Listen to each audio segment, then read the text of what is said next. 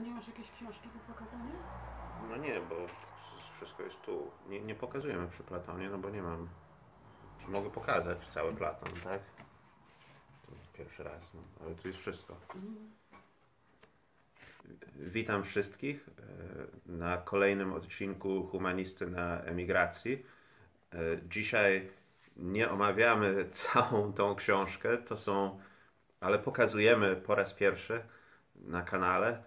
To są wszystkie dzieła Platona w jednym tomie i stąd omawialiśmy między innymi w poprzednich odcinkach pierwsze 3 księgi państwa Platona, aczkolwiek nieco żałuję, bo nawet tłumaczenie z tej książki to nie jest tłumaczenie państwa Platona Alana Bluma, tylko kogoś innego. Tłumaczenia Alana Bluma mam gdzie indziej, ale w każdym razie nie o to. Dzisiaj będziemy omawiali inny dialog platoński, mianowicie Charmidesa. I to jest z jednej strony bardzo prosty dialog, ale z drugiej strony bardzo skomplikowany. Więc zacznijmy od strony skomplikowanej. Próbujmy doprowadzić to, co skomplikowane, do stanu wyprostowanego. A żeby ten dialog tak naprawdę zrozumieć, to należy mieć na uwadze pewne fakty dotyczące kultury erotycznej starożytnej Grecji. Homoseksualizm, który jest obecny w naszym kontekście kulturowym, rozumiany jest zwykle przez płaszczyznę bądź wolnego wyboru orientacji seksualnej, bądź też predeterminacji biologicznej, genetycznej. Natomiast choć z pozoru jest pokusa, aby mówić o homoseksualizmie w świecie antycznym, to wydaje mi się, że ten termin nie do końca pasuje do zjawiska, a na pewno nie pasuje do zjawiska, którego obserwujemy chociażby w Charmidesie. W antycznej Grecji te proporcje między populacją homoseksualną a heteroseksualną zapewne były takie same jak w każdej społeczności ludzkiej. Natomiast to, co było wyjątkowe, było to, iż wśród osób, których w naszej kulturze nazwalibyśmy heteroseksualnymi, panowała kultura uwodziciela i uwiedzionego. Szczególnie wśród elit arystokratycznych. I wśród płci męskich. Tak, to znaczy, że to jest oczywiście zwyczaj, który panował wśród mężczyzn, ale nie świadczył to o homoseksualizmie jako takim, dlatego że większość tych mężczyzn albo było w małżeństwie z kobietą i miały rodziny, albo jeżeli byli młodzi, to zmierzali ku małżeństwa z kobietą. No ale to nie jest argument. To znaczy można być w małżeństwie i jakby to nie Tak, ale raczej tu są inne argumenty, które przemawiają za tym. Mi tylko chodzi o to, że to z punktu widzenia orientacji seksualnej to mogli być to tak zwani heteroseksualiści, którzy nie dosyć, że wchodzili w związek homoseksualny, ale wchodzili w związek homoseksualny o bardzo specyficznej. No była to bardziej tradycja, obyczaj niż potrzeba seksualna, tak? To znaczy, jedyne co możemy powiedzieć, może tak, zamiast to tłumaczyć powody, to wytłumaczmy, co to było. Młodzież w wieku od 14 do 17-18 lat była celem pożądania Czy młodzi mężczyźni? Młodzi mężczyźni, tak, jak najbardziej. Byli celem pożądania wśród elit arystokratycznych, Wśród młodych mężczyzn. wśród młodych mężczyzn. Bo to jest ważne, że homoseksualne te zwyczaje nie dotyczyły, czy tradycje nie były wśród kobiet, bez względu na to, czy one były z elit, czy nie. Tam po prostu taki zwyczaj się nie wytworzył. To znaczy, dyskusyjne w ogóle jest, czy ten zwyczaj nie powstał z powodu właśnie statusu społecznego kobiety, jaką tamte To jest społeczeństwa... inna kwestia, tak. Dlatego, że osoba, znaczy założenie, że osoba jest nieracjonalna z natury, sprawia, że jest mniej atrakcyjna na płaszczyźnie erotycznej. Ale rzeczywiście dobrze. W tamtym kontekście. I chodzi o to, że żeby zrozumieć ten dialog, to musimy mieć na uwadze istnienie właśnie relacji tutaj w języku starożytnej Greki to jest relacja Erastes i Eromenos, czyli uwodziciel i uwiedziony. I też należy mieć na uwadze, że tutaj był pewien porządek w tych relacjach. Kokietowania. Młody mężczyzna, dorastający mężczyzna miał być niemęski. Miał być kobiecy w swoich zachowaniach. To znaczy nie agresywny, nie aktywny, lecz pasywny. Mając to na uwadze, to ten dialog jest ciekawy chociażby dlatego, że tutaj widzimy młodego Sokratesa względnie. On właśnie wraca z wojny, co od razu powinno nam dać do zrozumienia, że jest dobrym obywatelem. To znaczy rzeczywiście tak było i tak jest, ale często o tym zapominamy, bo Sokrates się nam kojarzy z filozofem, ale Sokrates nigdy nie złamał prawo, o ile nam wiadomo, i wypełniał wszystkie swoje obowiązki jako obywatel, pomimo iż miał czasami, nazwijmy to, krytyczny stosunek wobec rzeczywistości politycznej swoich czasów. I wraca ze straszliwej bitwy, podczas której większość jego kolegów zginęła. Dociera na dwór królewski, gdzie jego przyjaciel, między innymi Kritas, czeka na niego i wszyscy są bardzo ciekawi, co się stało na tej bitwie. Wszyscy chcą usłyszeć o tej krwawej bitwie. I Sokrates, to znaczy właściwie nie tyle Sokrates, ile Platon, cały opis bitwy kwituje właściwie w jednym zdaniu, że Sokrates opowiedział im, co się stało na bitwie. I pyta wtedy Sokrates o to, co jego interesuje, czyli Sokratesa, mianowicie jak się ma młodzież, jak się ma filozofia w mieście i jak się ma młodzież. I to nie jest przypadek, że pytając o filozofii, pyta Sokrates o młodzieży. Dlatego, że filozofia ma uczynić z młodych ludzi pięknych w umyśle i pięknych w ciele. No i wtedy właśnie jego rozmówcy mówią, że a propos młodzieży, proszę bardzo. I tutaj musimy sobie wyobrazić, że to jest... siedzą mężczyźni starsi, rozmawiają i wchodzi nagle teatralność tutaj.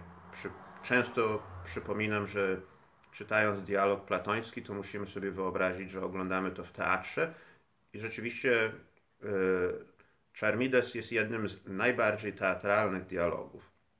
Bo oto wchodzi Charmides, młodzieniec, a za nim cała rzesza innych młodzieńców i młodych mężczyzn kokietujących go. Dlatego, że Charmides uchodzi za najpiękniejszego młodego dorastającego mężczyznę w ogóle we wszystkich miastach greckich. To jest taki celebryta gwiazda. I chcą przyciągnąć go do swojego stołu, w sensie Kritas i Sokrates, mają ku temu dobre szanse, dlatego że on jest kuzynem Krytasa i synem Glaukona. Nie jestem pewny, czy jest synem Glaukona, który był bratem Platona, ale to jest możliwe. Więc są tutaj pewne więzi rodzinne. Ale wiadomo, że to nie wystarczy, bo oczywiście, że jak starszy w rodzinie przywoła młodszego w rodzinie, to on posłusznie przyjdzie, ale z niechęcią i szybko wymknie się, żeby bawić się dobrze z młodymi kolegami. Więc potrzebują nie tylko coś, co go przyciągnie, lecz coś, co go zatrzyma. Dziękuję. Więc okazuje się, że Charmides cierpi na bóle głowy i Sokrates akurat ma lekarstwo. Albo przynajmniej mają taki plan, że Charmidesowi powiedzą, że Sokrates ma lekarstwo. I to jest trochę żart, jak to zwykle w dialogach platońskich, ale to też jest, okazuje się, że w tym żarcie jest jednak jakaś półprawda, bo Sokrates mówi młodemu chłopcu, że większość ludzi, która chce leczyć ciało czy umysł, skupia się tylko na ciało i umysł, a tak naprawdę to jeżeli ma człowiek zdrową duszę, to będzie miał zdrowe ciało i umysł. Dlaczego? Dlatego, że to, co często jest powodem choroby umysłu i ciała, to niewstrzemięźliwość w duszy, brak samokontroli. No to jest łatwo do wyobrażenia, jeżeli ktoś za dużo wypije, za dużo zje, to głowa boli, ciężko się ruszać. I w ten sposób zaczyna się rozmowa nad właściwym przedmiotem całego dialogu, jakim jest wstrzemięźliwość, cnota wstrzemięźliwości. A ponieważ Charmides uchodzi za najpiękniejszego, to zapewne jest najpiękniejszy i w duszy, i w umyśle, i w ciele. Zatem sądzą, iż posiada cnoty wstrzemięźliwości.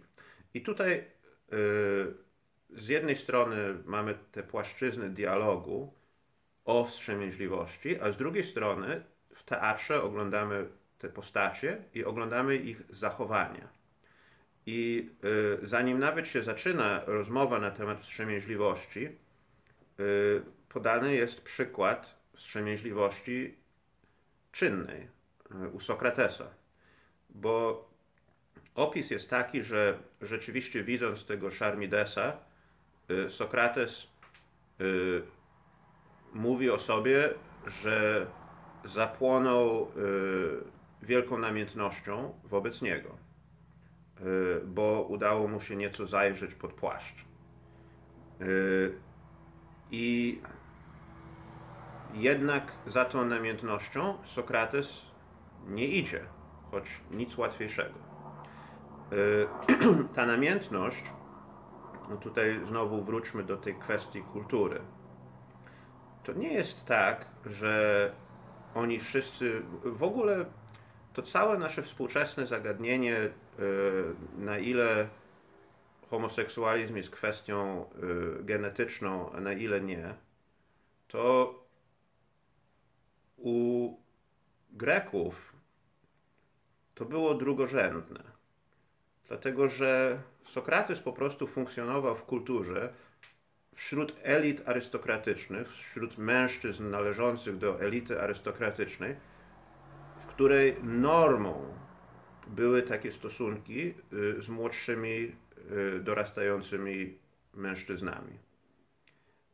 I siłą zwyczaju, czy ktoś ma te skłonności z natury swojej biologicznej, czy nie, to siłą zwyczaju nabiera obyczaje towarzyszących osób, towarzyszącej codziennej kultury.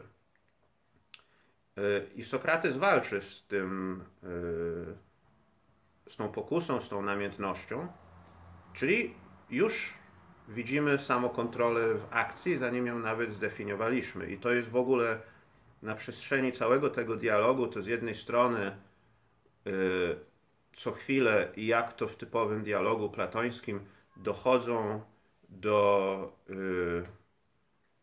do wniosku, iż nie do końca wiedzą, czym jest wstrzemięźliwość, że wciąż Sokrates wie, że nie wie i więc szukamy dalej, ale my wiemy, za każdym razem oglądając, co robią, wiemy, kto jest, a kto nie jest wstrzemięźliwy w swoich działaniach. To jest bardzo ciekawa rzecz o wstrzemięźliwości. Tutaj ci z Was, którzy oglądali odcinek o Henryku Krzeczkowskim, może pamiętacie, było tam takie zdanie, że osoba zachowawcza, a zachowawczość wiąże się ze wstrzemięźliwością, cechuje się tym, że każdy od razu zauważy ją, że wszyscy są w stanie zidentyfikować człowieka zachowawczego po zachowaniu, natomiast nikt do końca nie jest w stanie powiedzieć, na czym polega zachowawczość. I tak trochę tutaj jest w tym dialogu ze wstrzemięźliwością, bo na przykład Kritas później wykazuje brak wstrzemięźliwości, kiedy Sokrates wręcz widzi, jak on się gorączkuje i denerwuje, że oto jego tezy wszystkie upadają i gotowy jest się pokłócić, nakrzyczyć, zrobić z siebie widowisko. A Sokrates, będąc osobą właśnie wstrzemięźliwą, przerywa swoją mowę, nie dowodzi swojej racji dalej, ażeby nie sprawić przykrość Kritasowi, tylko zmienia temat. I to w taki łagodny sposób, że zaczyna mówić, no ale Kritasie, tutaj jednak coś bardzo ciekawego powiedziałeś, pomówmy o tym.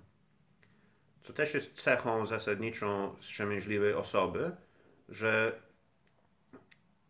jest wyczulony na to, czy towarzyszące go osoby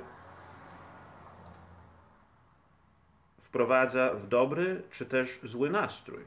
Bo ironią, żeby nie powiedzieć farsą, byłoby, gdyby Sokrates, dowodząc, czym jest wstrzemięźliwość i samokontrola, doprowadził do tego, że wszyscy jego słuchacze oszaleli z irytacji i chcą go zabić. Tak? Więc teoria wstrzemięźliwości nie może doprowadzić do niewstrzemięźliwej praktyki u jej słuchaczy. Ja zresztą specjalnie mówię więcej o tej praktyce, aniżeli o tej teorii w tym dialogu, dlatego że osobiście uważam, że to, co się dzieje w tym dialogu, jest dużo ciekawsze niż to, co się mówi w tym dialogu. Ale pomówmy na chwilę o tej mowie. Z grubsza dochodzą, i tu chcę pomówić o mowie, a będę znowu o dziejach. Po czynach widać, że Sokrates zachowuje się wstrzemięźliwie.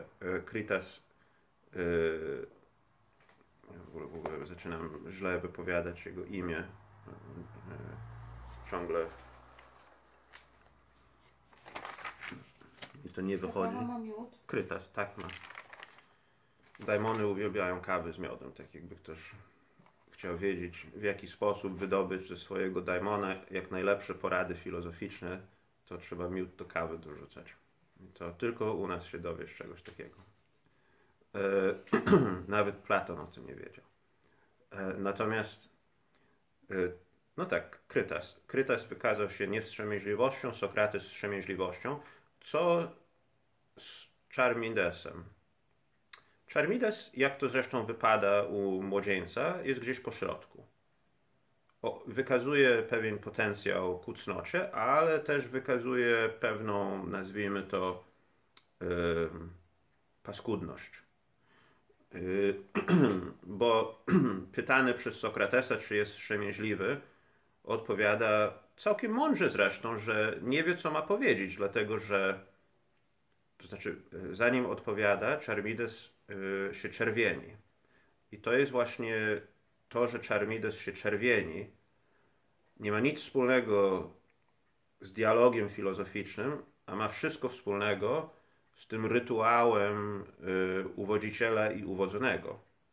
Charmides po prostu zachowuje się grzecznie, zgodnie z obyczajem, kiedy starszy mężczyzna, szczególnie żołnierz po wojnie, zwraca się do niego, zwraca na niego uwagę i to jeszcze przy kuzynie starszym, który jest jego opiekunem w pewnym sensie. A tak, bo Charmides w ogóle chyba osierocony został. No to wypada, Charmides przede wszystkim rozumie, że ktoś go kokietuje, więc wypada się zachowywać jak kokietowany, czyli tutaj skromność. No ale też mówi, że nie wie, co ma odpowiedzieć, dlatego że jeżeli odpowie, że posiada cnotę wstrzemięźliwości, to będzie wtedy przejaw jego pychy, a nie wstrzemięźliwości. Natomiast jeżeli powie, że nie posiada cnoty wstrzemięźliwości, to zawstydzi swojego kuzyna oraz Sokratesa, którzy zakładają, iż ją posiada, bo nie wypada młodemu człowiekowi doprowadzić do sytuacji, w której okazuje się, że starszy się myli. Więc Sokratesowi to się bardzo podoba. Mi też zresztą, bo to świadczy o inteligencji chłopca. Natomiast później, kiedy Sokrates obala kolejne tezy Charmidesa na temat definicji cnoty wstrzemięźliwości, w którymś momencie puszcza Charmides, bo Sokrates zaczyna mówić, że skąd ty żeś takie rzeczy w ogóle słyszał? Bo Sokrates właśnie obalił te wszystkie rzeczy i chce wiedzieć, skąd ten młody człowiek w ogóle o tych wszystkich dziwnych rzeczach słyszał. I Charmides patrzy na Kritasa i się nieco uśmiecha. I Kritas wtedy zaczyna się bardzo denerwować, dlatego że oczywiście Charmides właśnie wyjawił, że te wszystkie rzeczy, co mówił, to usłyszał od starszego kuzyna, a Sokrates właśnie obalił je i pokazał w ogóle to wszystko sterт bzdur. Ale Sokrates uspokaja i oczywiście mówi, że to zapewne argument twój jest dobry, Kritasie, tylko po prostu Charmides jest młody i nie jest w stanie dobrze go obronić, więc słucham. I debata trwa dalej. Istotnie, tak streszczając ten labirynt dialogu, dochodzą do czegoś takiego, iż wstrzemięźliwość jest w pewnym sensie nauką o naukach. W tym sensie, że każda nauka ma jakiś produkt. Nauka medycyny produkuje zdrowie. Nauka budownictwa produkuje budynek. Nauka szycia produkuje ubranie. Jaki jest produkt, jaki jest wytwór nauki o wstrzemięźliwości? I dochodzą do tego, że tak naprawdę wstrzemięźliwość to jest to, co pozwala wszystkim naukom doprowadzać do swego dobra. Czy to też jest mądrość nad mądrościami? Oczywiście Sokrates nigdy nie jest usatysfakcjonowany żadną odpowiedzią i kontynuuje swój sceptyczny najazd na te definicje, między innymi wskazując, iż przecież po pierwsze to ktoś, kto nie posiada mądrości nad mądrościami, może nadal być dobrym lekarzem albo dobrym budowniczym. Czyli ktoś, kto nie ma wiedzy o wszystkim i nie jest wstrzemięźliwy, może nam wciąż uratować życie czy wybudować nam dom. A po drugie, czy mądrość nad mądrościami nie powinna zatem ujmować również brak mądrości?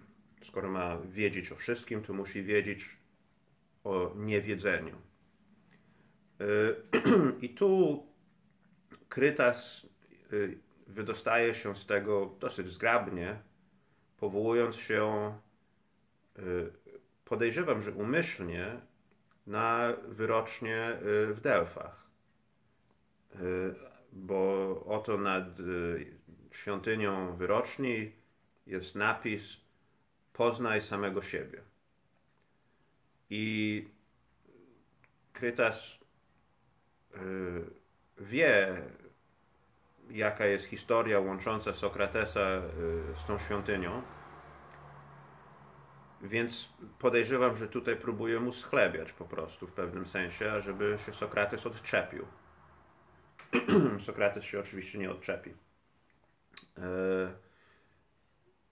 Natomiast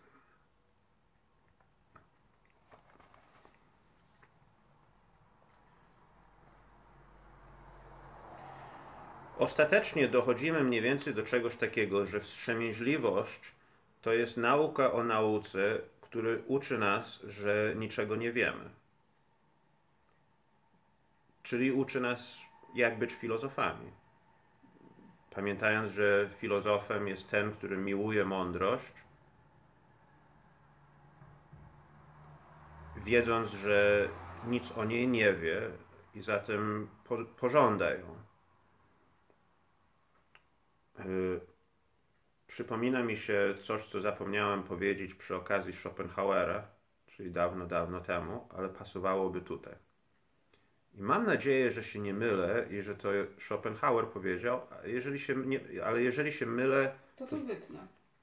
To powiem trudno, bo chodzi o to, że to jest bardzo mądre. Tylko, że to nie pochodzi ode mnie, tylko kogoś innego. Myślę, że od Schopenhauera. Takie twierdzenie, że słowo filozofia, filos miłość, sofia mądrość, tłumaczymy na miłowanie mądrości, może w ogóle tak nie powinno być tłumaczone. Może powinno być tłumaczone następująco. Mądre miłowanie. Mądre kochanie. I tutaj przywołuję tę myśl, dlatego że Charmides cały czas uważa, że Sokrates go kokietuje, zgodnie z tym rytuałem uwodziciela i uwodzonego. I nawet dialog kończy się w taki sposób, że powierzchniowo można by zrozumieć, iż Charmides uległ Sokratesowi i został jego kochankiem. Ale w rzeczywistości został jego uczniem. To znaczy, mówiąc Sokratesowi, że pójdzie za nim i zrobi wszystko, co Sokrates mu każe, zgadza się na to, co Sokrates mu nakazuje. Mianowicie zostać filozofem. I tutaj też należy, bo to jest taki dialog, który też poza tym kontekstem kulturowym czy historycznym wymaga od nas, ażebyśmy też nieco mieli na uwadze realia historyczne. To znaczy Charmides naprawdę istniał. Krytas naprawdę istniał, tak jak Sokrates istniał. Nieco znamy historię Sokratesa, że to wielki filozof, który został stracony przez miasto za kontrowersje, które wzbudził, mówiąc łagodnie.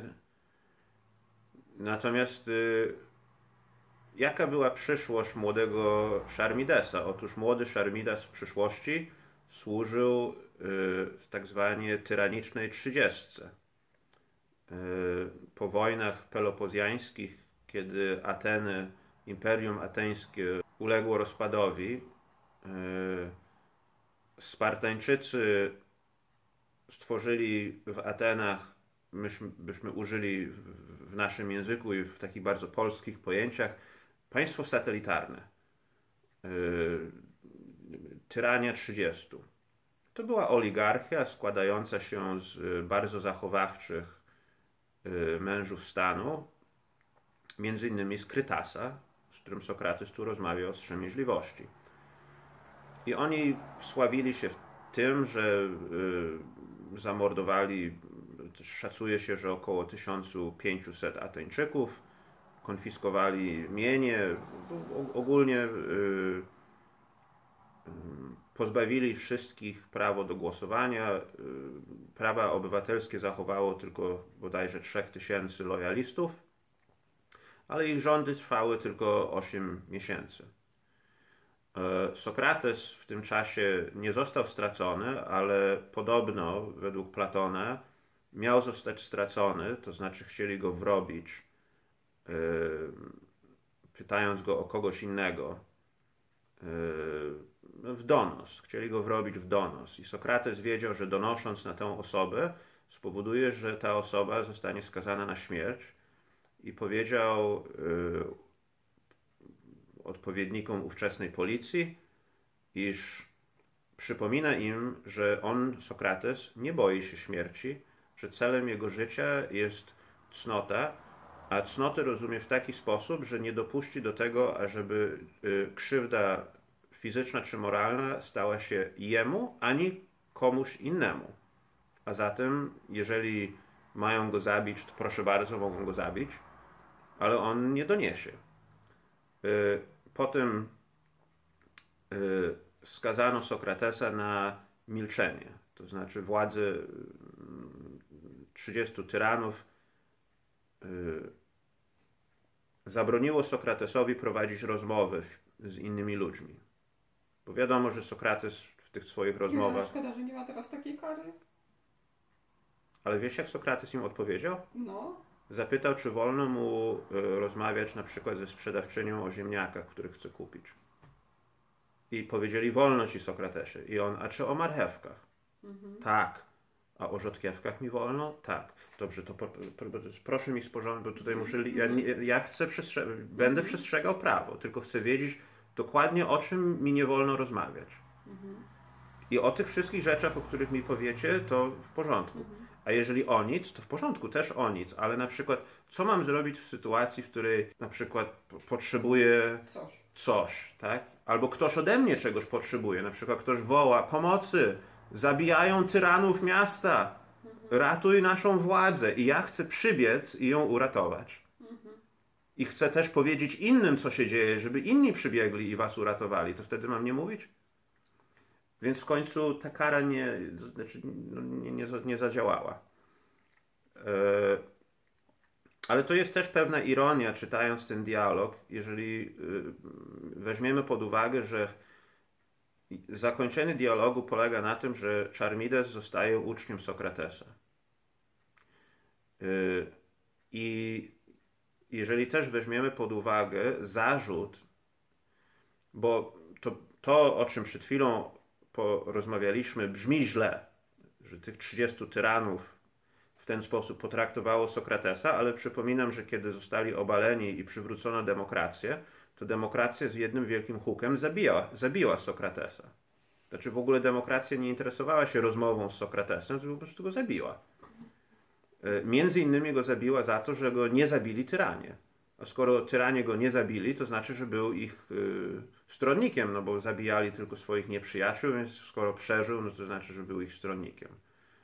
Ja oczywiście tutaj bardzo upraszczam, jeżeli oglądają historycy czy osoby, którzy rozumieją, bo to oczywiście te wydarzenia też nie było YouTube'a, więc mamy różne źródła historyczne, ale to jest też cały czas otwarta debata nad szczegółami. I tu jest bardzo dużo domniemywań. U mnie też zresztą. Natomiast na pewno możemy powiedzieć, że Sokratesowi się z Charmidesem i właściwie z Krytasem nie udało. Dlatego, że Krytas został jednym z 30 tyranów, mimo że był bliskim znajomym i jednym z rozmówców Sokratesa, a Charmides jemu zostały przydzielone takie obowiązki typu kapitan straży nad Pyreusem, częścią miasta. I zarzut, jaki ciążył nad Sokratesem,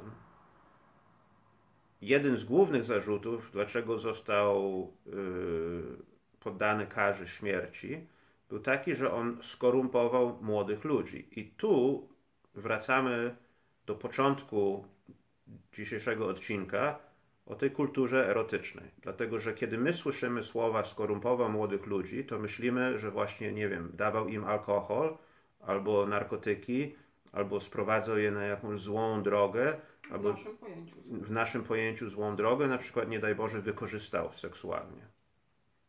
Natomiast w pojęciu starożytnych Aten Sokrates skorumpował młodzież przez to, że uwiódł ich z prawidłowej drogi relacji homoseksualnej ze starszym mężczyzną ku skorumpowanej drodze filozofii. Czyli pobudzał różne namiętności u tych młodych ludzi, którzy w ówczesnych realiach kulturowych były nie tylko akceptowane przez elit arystokratycznych, lecz promowane, a potem podmieniał cel. To znaczy, celem tej namiętności właśnie miało już nie być posłuszeństwo homoseksualne, lecz edukacja filozoficzna we wstrzemięźliwości i cnocie. I podstawą tego była między innymi wstrzemięźliwość erotyczna, którą bardzo dosłownie rozumiano. Oczywiście, że też względem kobiet, tylko że w tamtych realiach zdrowy młody mężczyzna nie był napalony na kobiety, tylko był napalony na młodych mężczyzn. I Sokrates uczył, że tak nie należy, że należy być napalonym na filozofię, mówiąc kolokwialnie. I za to demokracja ateńska między innymi skazała go na śmierć. Dlatego, że demokracja uznała, że jak to jest kompletnie niezgodne z naszą kulturą, z naszym mniemaniem dobra i zła. I w ogóle, jeżeli chodzi o dobro i zło, to w którymś momencie Sokrates definiuje naukę wstrzemięźliwości jako dającą produkt, jakim jest wiedza o tym, co dobre i co złe. Czyli jednak ta nauka, tak jak medycyna daje zdrowie, budownictwo daje domy, nauka wstrzemięźliwości daje nam wiedzę o tym, co dobre i co złe. Oczywiście, że potem jest wielkie pytanie filozoficzne, a co to jest dobre i co to jest złe. Ale... A nie ma pytania, po co to? Jest. Znaczy tam pytają, ja bardzo streszczam, bo tam rzeczywiście, ja też w przeciwieństwie do poprzednich odcinków trochę mniej skupiam się tutaj na słowach, a bardziej na czynach, bo myślę, że to jest... Te czyny są ważne w stopniu równoległym, ale nie są tak łatwo zauważalne jak słowa. To znaczy nasi czytelnicy, jeżeli ktoś nas słucha i na przykład wcześniej nie czytał Platona i zainteresuje się, to słowa i tą całą dyskusję o tym, czym jest wstrzemięźliwość, jak najbardziej zauważy. Natomiast może nie zauważyć to, co by widział, gdyby to oglądał w teatrze. A ja właśnie chcę pokazać, jak to by wyglądało. Taki trochę mam cel, czy postanowienie w tym odcinku. Można też oczywiście zadać sobie pytanie, jeżeli chodzi o kobietach, i to jest pytanie, które mi przyszło do głowy, czytając ponownie ten dialog. Czy oby nie jest tak, że to kobiety są wstrzemięźliwością? Dlatego, że oczywiście tu jest całe towarzystwo męskie i szukają tej wstrzemięźliwości, wiedzą, że ona jest im do czegoś potrzebna, nie do końca są w stanie zdefiniować do czego właśnie, ale też nie bardzo wiedzą, skąd mogą je wziąć i w końcu wpadają na to, że od wyroczni. A wyrocznia w Delfach jest oczywiście kobietą. To znaczy, to jest też w ogóle u Platona, jest to taka bardzo ciekawa rzecz, że stale punktem końcowym wszelkich dyskusji, niemalże, jest to, że tajemnica, której my nie jesteśmy w stanie rozgryźć, a Sokrates tutaj nazywa pytanie o wstrzemięźliwości puzzlem. Jest to tajemnica. To za każdym razem jest tak, że to właśnie kobieta już rozgryzła tę tajemnicę. Jakaś kobieta już rozgryzła tę tajemnicę. I to, co Sokrates uczy, to jest to, że jeżeli chcemy wychować młodzieży w sposób wstrzemięźliwy i cnotliwy, to nie wystarczy uczyć ich matematykę, jeździectwa konnego i różnych innych nauk, a zarazem uprawiać z nimi stosunek seksualny. To jest nauka radykalnie kontrowersyjna w ówczesnych czasach. Natomiast gdyby potraktować kobiety jako równe, i tu nie chodzi o równouprawnione, tu chodzi dosłownie o równe w takim sensie, że równie rozumne jako istoty ludzkie, to całkiem możliwe, że ta cała kultura by się rozpadła w tej postaci. Dlatego, że nie byłoby tej dychotomii pomiędzy pożądaniem z jednej strony pięknego ciała, a z drugiej strony pięknego umysłu połączonego z pięknym ciałem. Sokrates daje nam do zrozumienia bardzo wyraźnie, choć nie w tym dialogu, ale w innych, że jest to możliwe w przypadku kobiety. Natomiast w tym dialogu pozostawia nas z pewnym poczuciem zmarnowanej szansy, dlatego że znamy los Charmidesa i znamy los Krytasa i w pewnym sensie znamy los Sokratesa. No więc może nic dziwnego, że Platon po tym wszystkim, co się stało, postanowił na pewien czas opuścić Ateny i został humanistą na emigracji. To prawda, on został humanistą na emigracji i zajmował się matematyką. Już miał dosyć polityki, nic nie wychodziło i problem teorii i praktyki. No dobrze, to taki wstęp do innych dialogów platońskich. Ponownie przypominam, że łapki w górę i komentarze na dole. Bardzo dziękujemy. Zapraszamy na kolejne odcinki Humanisty na emigracji. Do zobaczenia. Właśnie prawie 30 minut, czy nie? 26. To stop i na nowo, bo zapomniemy. Za mało miodu i za dużo kawy. Bo ja robię trochę inaczej. Tobie zawsze rano robię ci z większą ilością miodu niż sobie. I specjalnie pamiętam, który kubek jest twój i który mój, żebym cię nie wypił przypadkiem. W każdym razie.